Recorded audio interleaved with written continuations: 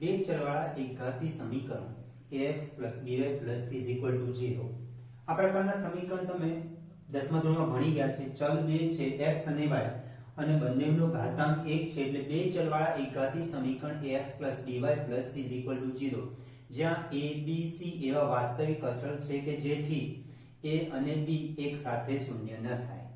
a અને b બંને એક સાથે શૂન્ય થાય તો આ બે ચલવાળા એકઘાતી સમીકરણ બની શકે નહીં. જેથી a અને b એક સાથે શૂન્ય ન થાય તેવા સમીકરણ ax by c is equal to 0 નો આલેખ હંમેશા રેખા દર્શાવે છે. જ્યારે a અને b એક સાથે શૂન્ય ન હોય ત્યારે ax by c is equal to 0 પ્રકારના કોઈપણ સમીકરણને વ્યાપક સુરેખ સમીકરણ કે રેખાનું વ્યાપક સમીકરણ કહે છે. આ રેખાનું વ્યાપક સમીકરણ છે. એમાં a અને b બંને સાથે શૂન્ય ન હોય એટલે કે આમ હોઈ શકે દાખલા તરીકે 3x 5y 7 is equal to 0 આ રેખાનું સમીકરણ છે. 3x 8 is equal to 0 આમાં y વાળું પદ નથી એટલે a અને b એક સાથે શૂન્ય ના હોય. b એટલે કે y નો સહગુણક નથી આપ્યો એટલે y નો સહગુણક 0 છે. આમ પણ હોઈ શકે રેખાનું સમીકરણ 7y 3 is equal to 0 આમાં x નથી એટલે કે x નો સહગુણક એ 0 છે. a અને b એક સાથે 0 નથી આમાં b એટલે કે y નો સહગુણક નથી આપ્યો એટલે y વાળું પદ નથી આપ્યું એટલે b 0 છે. આમાં x વાળું પદ નથી આપ્યું એટલે કે a 0 છે. બંને સાથે 0 ના બંને સાથે 0 એટલે આવું થાય 8 is equal to 0 આને રેખાનું સમીકરણ કહેવાય. આને રેખાનું સમીકરણ કહેવાય. આને રેખાનું સમીકરણ. આમાં a અને b બંને સાથે 0 થઈ ગયા એટલે x વાળું પદ નથી y વાળું પદ નથી એટલે કે આને રેખાનું સમીકરણ કહી શકાય નહીં. એટલા જ માટે અહીંયા આગળ a અને b એક સાથે શૂન્ય ન હોય એવું દર્શાવેલું છે. ax by c is equal to 0 ના વિવિધ સ્વરૂપો. પહેલું ઢાળ અંતઃખંડ સ્વરૂપ. જો b is not equal to 0 હોય તો ax by c is equal to 0 ને નીચે પ્રમાણે લખી શકાય.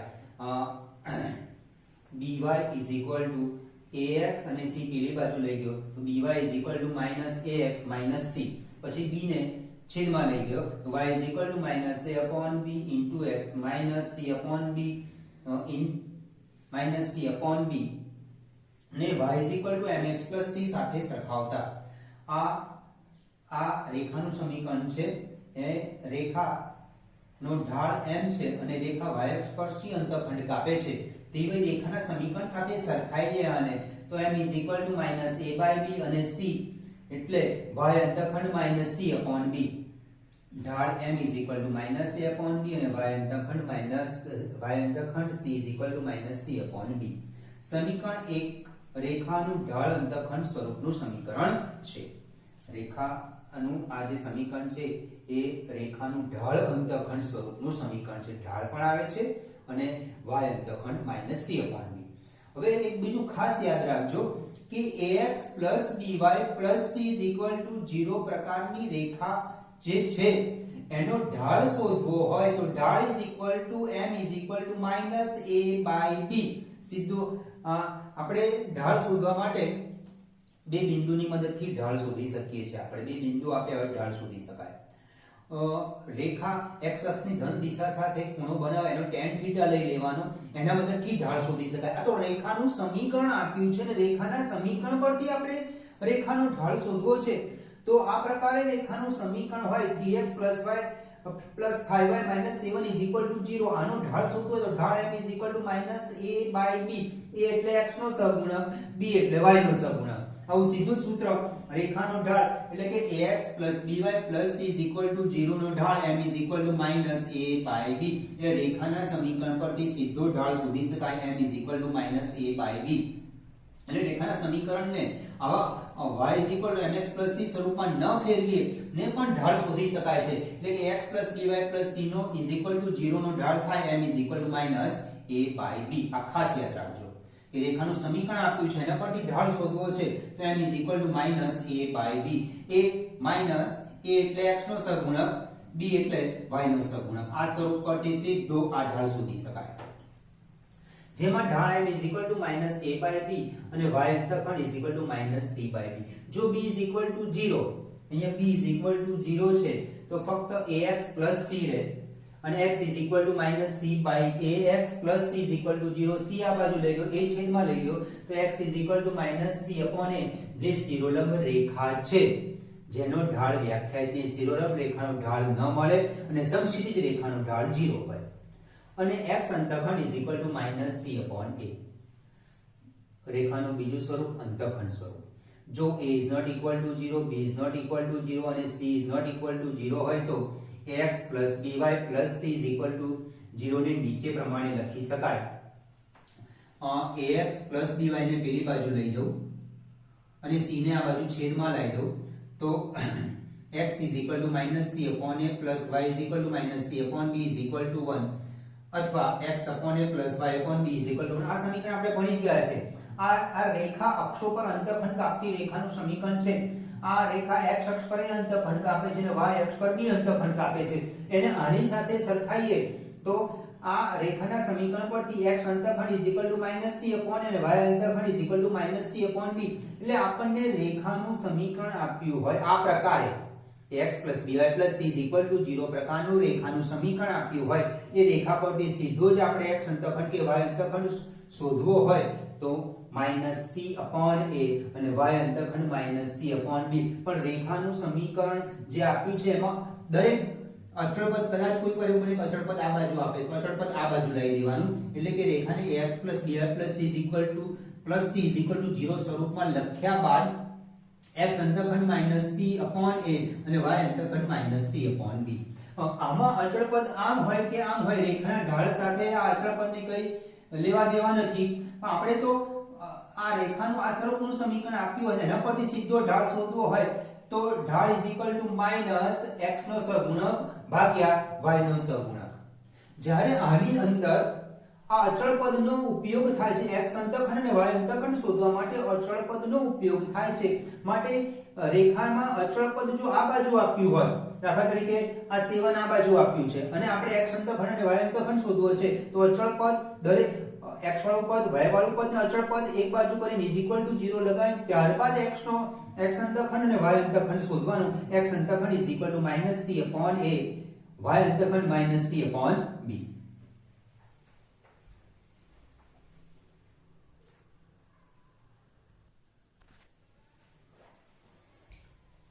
જો c = 0 તો ax + by + c = 0 જે ઉગમ બિંદુમાંથી પસાર થતી રેખા છે, જેના અક્ષો પરના અંતઃખંડો શૂન્ય. એટલે રેખાના સમીકરણમાં અચળ પદ ના હોય. દાખલા તરીકે 5x - 8y = 0, આમાં અચળ પદ નથી. એટલે ax + by c વાળું પદ નથી, તો આ રેખા હંમેશા ઉગમ બિંદુમાંથી જ પસાર થાય. હવે અભિલંબ સ્વરૂપ ax + by + c = 0, ax + by -c, x cos ω + y sin ω = p, જ્યાં p એ ઉગમ બિંદુમાંથી દોરેલા લંબનો લંબ છે અને ω એ ઉગમ બિંદુમાંથી દોરેલા લંબ રેખાખંડની ધન દિશા સાથે ખૂણો બનાવે છે. સમીકરણ 1 અને 2 એક જ રેખા દર્શાવે છે. એનો ગુણોત્તર a/cos ω = b/sin ω = -c/p, a/cos ω = -c/p, cos ω = -ap/c, b/sin ω = -cp. sin ω શોધવા માટે sin ω વ્યસ્ત કરી નાખો અને sin ω શોધી કાઢો. sin ω = -pb/c. હવે cos2 ω + sin2 ω = 1. આમાં cos ω અને sin ω ની કિંમત મૂકી દીધી અને c2 છેદમાં સમાન છે, આ બાજુ ગુણીકાળામાંથી અંશમાંથી p2 common, p2 * a2 + b2 = c2. therefore p2 = a2 + b2 ને આપણે છેદમાં લઈ ગયો. p = વર્ગમૂળ એટલે ± c /√a2 + b2. cos ω આની અંદર p ની કિંમત મૂકી દીધી. આની અંદર p ની કિંમત મૂકી. p ની કિંમત છે ± c /√a2 + b2. p ની કિંમત મૂકી એટલે આ c અને આ c કેન્સલ થઈ જશે અને અહીંયા માઈનસ છે એટલે આનું ચિહ્ન માઈનસ પ્લસ થઈ જશે. तो cos omega is equal to minus plus a upon under route a square plus b square અને sin ઓમેગા આમાં sin ઓમેગા ની કિંમત મૂકી દીધી p ની કિંમત sin omega is equal to minus pb upon c માં p ની કિંમત મૂકી દીધી p ની કિંમત મૂકેલા c અને આ c કેન્સલ થઈ જશે અને p રહેશે તો sin omega is equal to minus plus એટલા માટે તો પ્લસ માઈનસ છે એટલે પ્લસ વખતે માઈનસ થઈ જાય માઈનસ વખતે પ્લસ થઈ જાય minus plus minus b upon under route a square plus b p ની કિંમત ધન રહે તે રીતે ચિહ્નની પસંદગી કરી આ એક્ઝામ્પલ આવશે તમને ફરીથી સમજાવીશું બિંદુથી રેખાનું લંબ અંતર એક રેખા આપી છે અને બહારનું બિંદુ આપ્યું છે બિંદુથી રેખાનું લંબ અંતર શોધવા માટેનું સૂત્ર રેખા ax by c 0 નું બિંદુ x1 y1 થી લંબ અંતર d હોય તો d mod ax1 by1 c upon under root a square b square એટલે રેખાના સમીકરણમાં આમાં આ જે પ્રમાણિત સ્વરૂપ છે એમાં જે બિંદુ આપ્યો હોય એનો x અને y આની અંદર મૂકી દેવાનું જો અચળ પદ આમ લખ્યો તો આપણે અચળ પદ આમ લાવી દેવાનું ઇઝ ઇક્વલ ટુ 0 સ્વરૂપ બનાવીને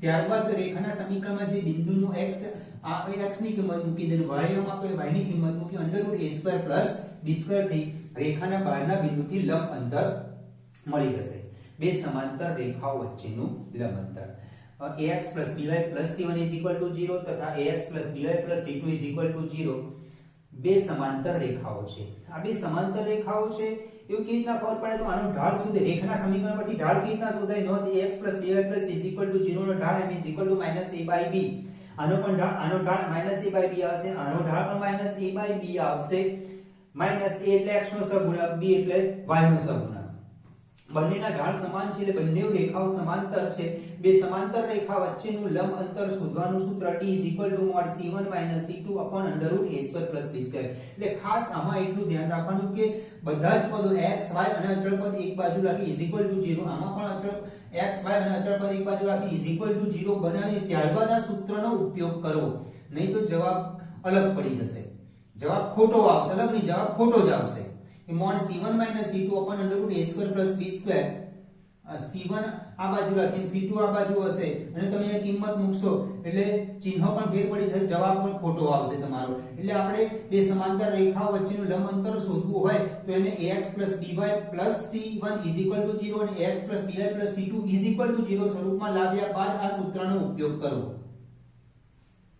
રેખા ax by c 0 ને સમાંતર રેખાનું સમીકરણ ax by k 0 તમને આ રીતના એક્ઝામ્પલ પૂછે કે આને સમાંતર રેખાનું સમીકરણ શોધો તો એમાં સમાંતર રેખામાં શું હોય ax અને by વાળું પદ સરખું જ હોય ચિહ્ન પણ સરખું આટલો ભાગ તો સરખો ફક્ત અચળ પદ જ બદલાશે આ અચળ પદ કહેવાય આ અચળ પદ કહેવાય તથા ax by c 0 ને લંબ રેખાનું સમીકરણ એમાં x અને y ના સહગુણકોની અદલાબદલી કરી નાખવાની એટલે a વાળું પદ અહીંયા જતું રહેશે b વાળું પદ અહીંયા આવશે વચ્ચે પ્લસ હોય તો માઈનસ કરી નાખવાનું એટલે bx ay k 0 ax by c 0 ને લંબ રેખાનું રેખા પરથી લંબ રેખાનું સમીકરણ શોધવું હોય રેખા પરથી સમાંતર રેખાનું સમીકરણ શોધવું હોય તો સમાંતર રેખામાં x b આટલો ભાગ તો સરખો જ x by ફક્ત આટલો ભાગ જ બદલાઈ જશે અને k શોધી કાઢીશું કોઈ શરત આપી હશે રકમમાં એની મદદથી k શોધી કાઢીશું આપણે હવે x c 0 ને લંબ રેખાના સમીકરણ માટે x નો સહગુણક અને y ના સહગુણકની અદલાબદલી એટલે y નો સહગુણક x ના સહગુણક જોડે છે x નો સહગુણક y જોડે છે તો વચ્ચે ચિહ્ન બદલી માઈનસ હોય તો પ્લસ હોય પ્લસ હોય તો આ તો જેવું છે એવું ચિહ્ન રહેવાનું અહીંયા તો આપણે પ્લસ k લખી દેવાનું અને કોઈક શરત આપી હશે એના પરથી k ની કિંમત શોધી કાઢીશું અને k ની કિંમત મૂકી દેવાની એટલે એને એક રેખા આપી છે અને લંબ રેખાનું સમીકરણ મળી જશે આ સૂત્ર તૈયાર કરવાના તો જ તમે એક્ઝામ્પલ ગણી શકશો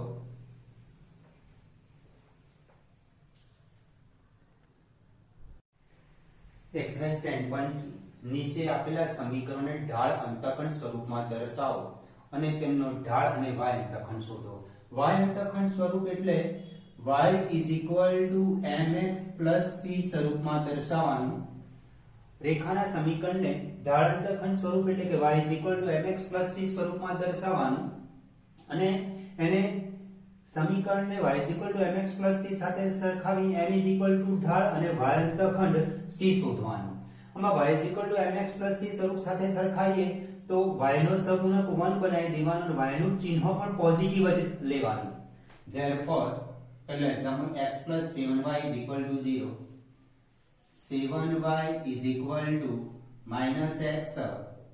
Therefore y is equal to minus 1 upon 7x plus 0 ને y is equal to mx plus c સાથે સરખાવતા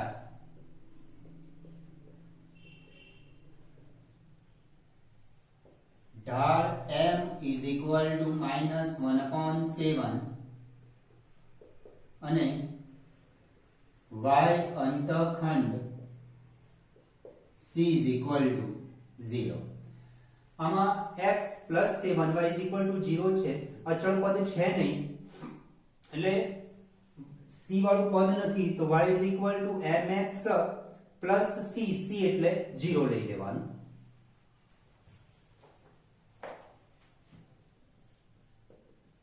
Second example, 6x plus 3y minus 5 is equal to 0 અને y is equal to mx plus c સ્વરૂપમાં ફેરવીએ. 3y is equal to minus 6x plus 5 y નો સહગુણક 1 બનાવી દેવાનો 3 છેદમાં લઈ લઉં. y is equal to minus 6x upon 3 plus 5 upon 3 3 આના છેદમાં અને આના છેદમાં બંનેના છેદમાં લખવાના. y is equal to minus 2x plus 5 by 3 અને y is equal to mx plus c સાથે સરખાવતા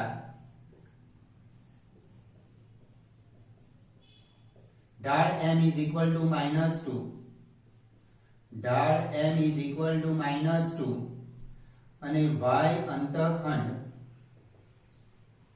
c is equal to 5 by 3.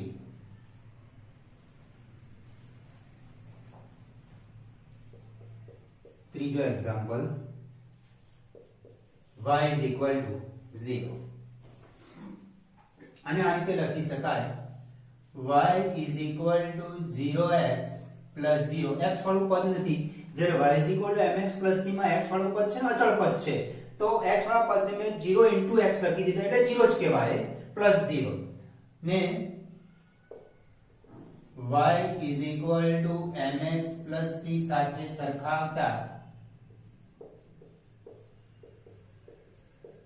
m is equal to 0 ઢાળ m is equal to 0 y અંતખંડ c is equal to 0.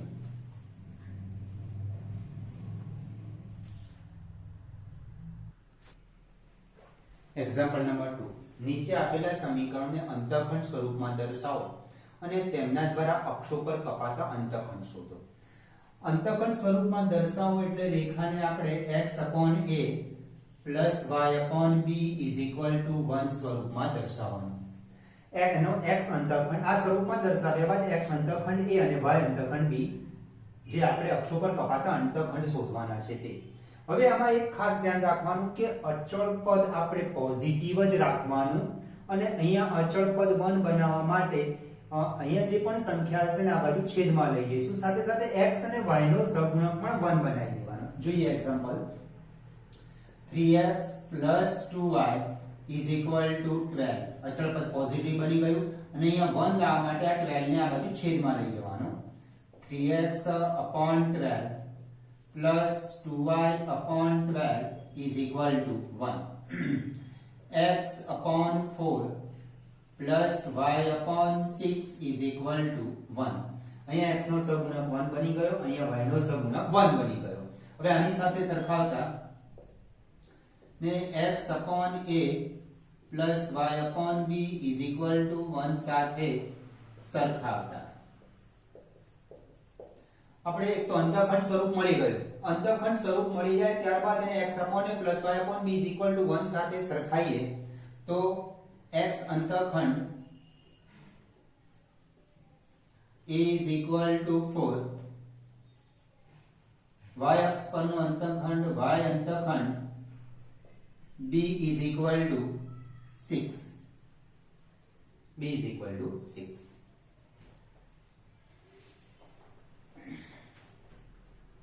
Second example 4x minus 3y is equal to 6. અચળ પદ positive છે એને 1 બનાવવા માટે 4x upon 6 minus 3y upon 6 is equal to 1. 2x upon 3 minus y upon 2 is equal to 1. હવે x નો સહગુણક 1 બનાવવા માટે આ 2 ને 3 ના છેદમાં લઈ જાઉં છું એટલે x upon 3/2 plus y upon minus 2 is equal to 1. અને x upon a plus y upon b is equal to 1 સાથે સરખાવો છે એટલે પ્લસ અહીંયા માઈનસ આના 2 જોડે લઈ લીધા મેં અને અંતઃખંડ સ્વરૂપ આવી ગયું આપણે અને x upon a plus y upon b is equal to 1 સાથે સરખાવતા અને આની સાથે સરખાઈએ છે અહીંયા પ્લસ છે એટલે મેં પ્લસ રાખી દીધું માઈનસ અહીંયા લખી દીધું x અંતઃખંડ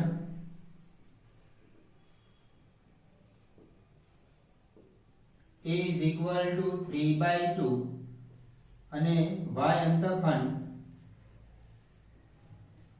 b is equal to -2.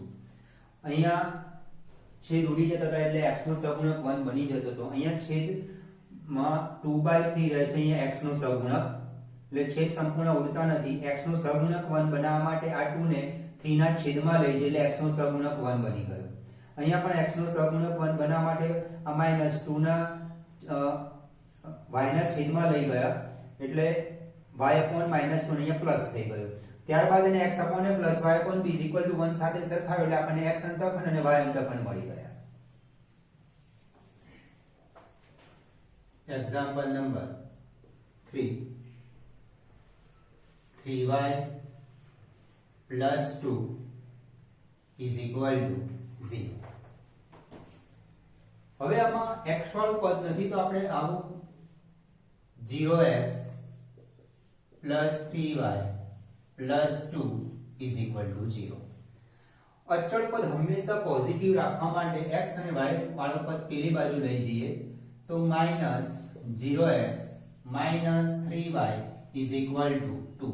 અહીંયા 1 લા માટે 2 છેદમાં લઈ દઈએ minus 0 into x upon 2 minus 3y upon 2 is equal to 1. હવે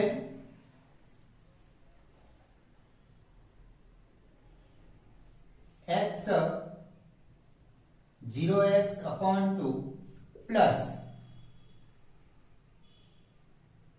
y upon 2/3 is equal to 1.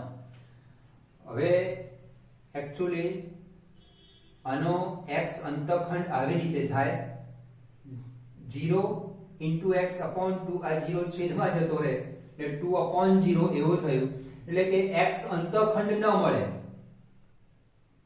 કારણ કે 2 upon 0 એટલે ઇન્ફિનિટી થાય અવ્યાખ્યાયિત થાય એટલે x અંતઃખંડ નહીં મળે આનો આપણને અને y અંતઃખંડ 2/3 આને આ રીતે લખીએ x upon 2/0 plus y upon 2/3 is equal to 1 અને x upon a plus y upon b is equal to 1 સાથે સરખાવતા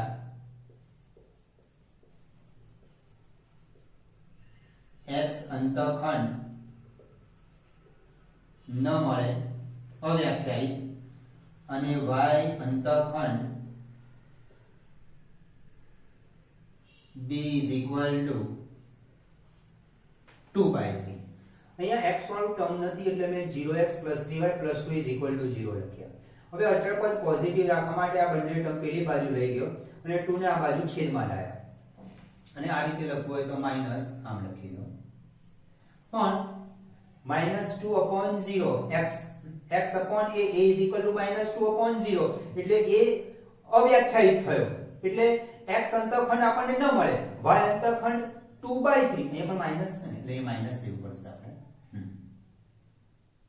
હા એટલે y અંતઃખંડ -2/3 આવશે આ ચિહ્નનું ખાસ ધ્યાન રાખવાનું કે આપણે x upon a plus y upon b is equal to 1 સાથે સરખાવીએ છે તો વચ્ચે પ્લસ લા માટે આ માઈનસ આમ છેદમાં લઈ ગયો, વચ્ચે પ્લસ લાઈન આ માઈનસ છેદમાં લઈ ગયો, એટલે x upon a plus y upon b સાથે સરખાવાથી x અંતખંડ ના મળ્યો અને y અંતખંડ -2/3.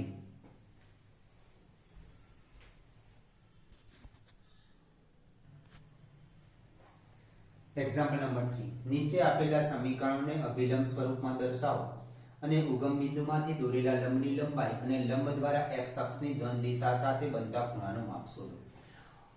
આ સમીકરણને અભિલંબ સ્વરૂપમાં એટલે x cos omega plus y sin omega is equal to p સ્વરૂપમાં દર્શાવવાનું છે, જ્યાં ઓમેગા એ x અક્ષની ધન દિશા સાથે બનાવેલો ખૂણો છે અને p એ ઉગમ બિંદુમાંથી દોરેલા લંબની લંબાઈ છે.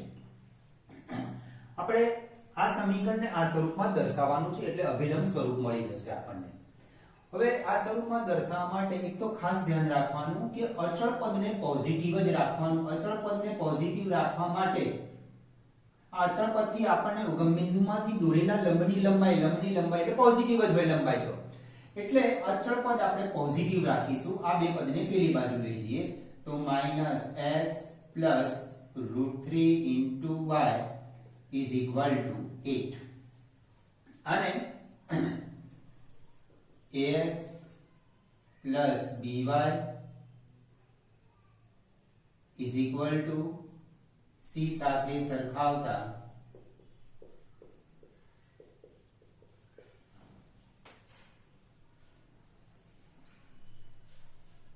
a is equal to -1, b is equal to √3 અને c is equal to 8. Cos omega is equal to a upon under root a square plus b square, a -1 upon under root -1 no square 1 √3 no square 3 is equal to -1 upon 2.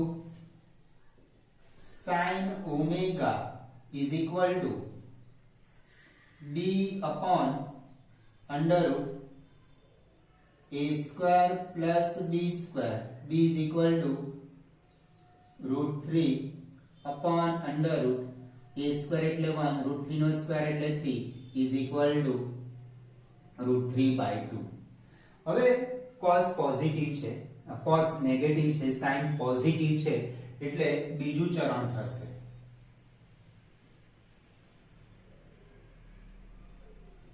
હવે cos માં 1/2 કિંમત ક્યારે આવે તો 60 વખતે 1/2 કિંમત આવે, પણ બીજું ચરણ હોવાથી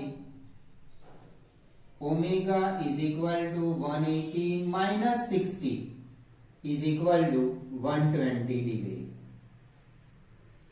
cos માં 1/2 અને sin માં √3/2 60 વખતે આવે, પણ આ બીજું ચરણ છે એટલે બીજા ચરણને 180 હોય એટલે આપણને ઓમેગા મળી જશે. Omega is equal to 180 minus 60 બીજું ચરણ હોવાને લીધે ઓમેગા is equal to 120. હવે લંબની લંબાઈ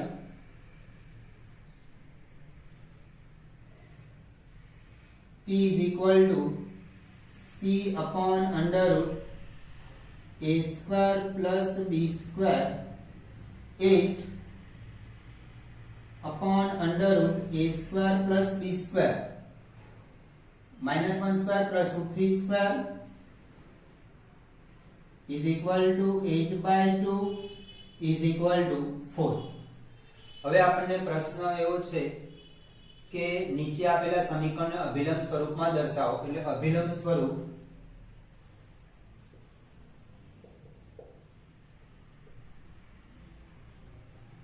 x cos omega plus y sin omega is equal to p. x into cos omega શોધ્યા આપણે 120 degree plus y sin 120 degree is equal to p 4. હવે જો તમે અહીંયા આગળ cos 120 ની કિંમત મૂકો, sin 120 ની કિંમત મૂકો, સાદરૂપ આપશો તો આ સમીકરણ આવી જશે. આપણે આના પરથી આ સાદરૂપ, આના પરથી આ સમીકરણ પણ શોધી શકીએ. cos 120 એટલે cos 180 minus 60, 180 minus 60 એટલે બીજું ચરણ એટલે minus cos 60, sin 180 minus 60 બીજું ચરણ sin પોઝિટિવ એટલે plus y sin 60, અહીંયા minus x cos 60 plus y sin 60 ની કિંમત મૂકી દો તો આ સમીકરણ પાછું આવશે, આપણને આ સમીકરણ મળી જશે સાદુરૂપ આપશો એટલે. ઓકે, એટલે આના પરથી આપણે અભિલંબ સ્વરૂપ શોધી કાઢ્યું. હવે ઉગમ બિંદુમાંથી દોરેલા લંબની લંબાઈ, ઉગમ બિંદુમાંથી દોરેલા લંબની લંબાઈ p is equal to 4 અને લંબ દ્વારા x અક્ષની ઘન દિશા સાથે બનતો ખૂણો, લંબ દ્વારા x અક્ષની ધન દિશા સાથે બનતો ખૂણો omega is equal to 120 degree. આપણે સમીકરણને x - √3y + 8 is equal to 0 ને x cos alpha plus y x cos omega plus y sin omega is equal to p સ્વરૂપમાં ફેરવવું છે. એટલે અચળ પદને આપણે પોઝિટિવ બનાવી દેવાનું અને બાકીના પદને બીજી સાઈડ લઈ જવાના. આમાં આ x નો સહગુણક a - 1 y નો સહગુણક b અને અચળ પદ c is equal to 8. આમાં cos omega is equal to a upon under root a square plus b square, sin omega is equal to b upon under root a square plus b square. આ બીજું ચરણ, એના પરથી omega મળી ગયા આપણને. આ જે ઓમેગા મળ્યા એ x અક્ષની ધન દિશા સાથે બનતો ખૂણો મળી ગયો. હવે ઉગમ બિંદુમાંથી લંબની લંબાઈ માટે p is equal to c upon under root a square plus b square. c આપણે પોઝિટિવ જ રાખવાનો અચળ પદ, એટલે 8 upon under root a square plus b square is equal p ની કિંમત 4 મળી ગઈ. હવે આને અભિલંબ સ્વરૂપમાં લખવા માટે x cos omega plus y sin omega એની અંદર ઓમેગા ની કિંમત મૂકી દીધી એટલે અભિલંબ સ્વરૂપ મળી ગયું આપણને.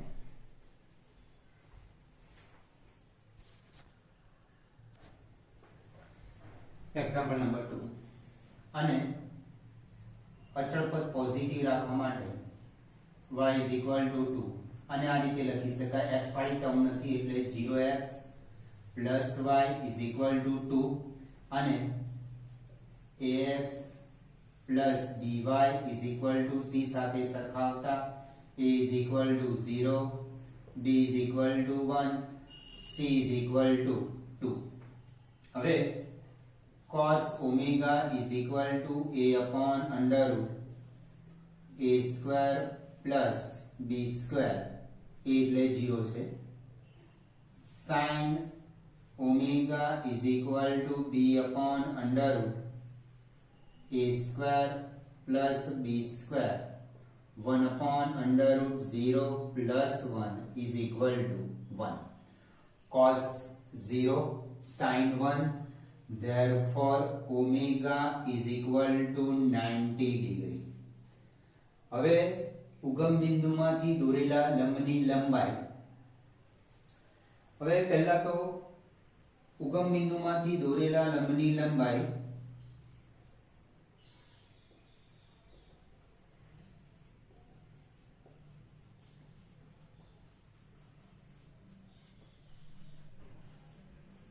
P is equal to C upon under root A square plus B square is equal to 2 upon under root 0 square plus 1 square is equal to 2.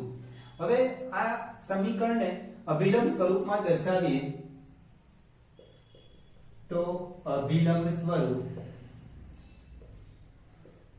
x cos omega plus y sin omega is equal to p, જ્યાં p ઉગમ બિંદુમાંથી દોરેલા લંબની લંબાઈ છે. x into cos 90 degree plus y into sin 90 degree is equal to 2. cos 90 0, x into 0, y, sin 91, y into 1, y is equal to 2, y is equal to 2. ઉગમ બિંદુમાંથી દોરેલા લંબની લંબાઈ મળી ગઈ. લંબ દ્વારા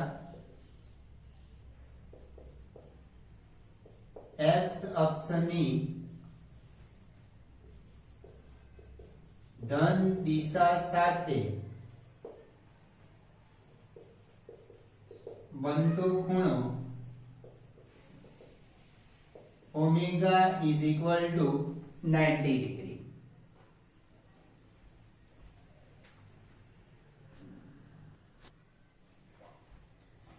example number 3 x y is equal to 4 અચળ પદ પોઝિટિવ છે. અને ax by is equal to c સાથે સરખાવતા a is equal to 1, b is equal to -1, c is equal to 4. હવે cos omega is equal to a upon under a square plus b square 1 upon under root 1 square plus 1 square root 2. Sin omega is equal to b upon under root a square plus b square b minus 1 upon under root 1 square plus 1 square root 2. Cos positive છે, sin negative છે, therefore omega ચતુર્થ ચરણમાં છે. 1 cos માં 1 upon root અને sin માં 1 upon root ક્યારે આવે તો કે 45 વખતે બંનેનું મૂલ્ય 1 upon root 2 આવે. પણ ઓમેગા બરાબર 45 ના લખી શકાય. 45 લખશો આન્સર ઓમેગા બરાબર તો પ્રથમ ચરણ થઈ જશે. ચતુર્થ ચરણ લખવા માટે 360 minus 45 લખવા પડે. therefore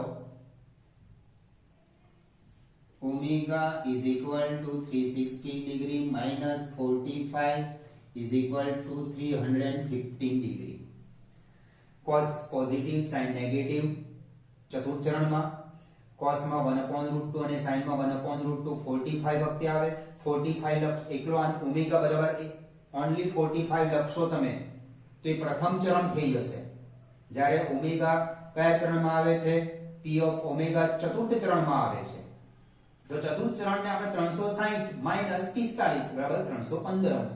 એટલે x અક્ષની ધન દિશા સાથે બનતો ખૂણો 315 અંશ. હવે ઉગમ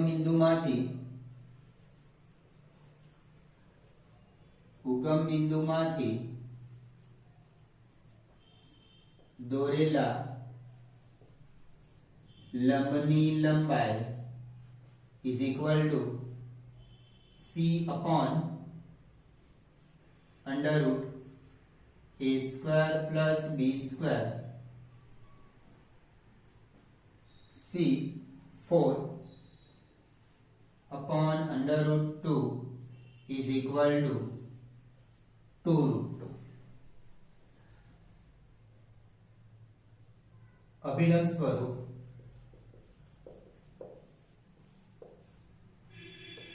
x cos omega plus y sin omega is equal to p. X into cos 315 degree plus y sin 315 degree is equal to 2 root 2. હવે ઉગમ બિંદુમાંથી દોરેલા લંબની લંબાઈ મળી ગઈ. અભિલંબ સ્વરૂપ આવ્યું. x અક્ષની ધન દિશા સાથે લંબ દ્વારા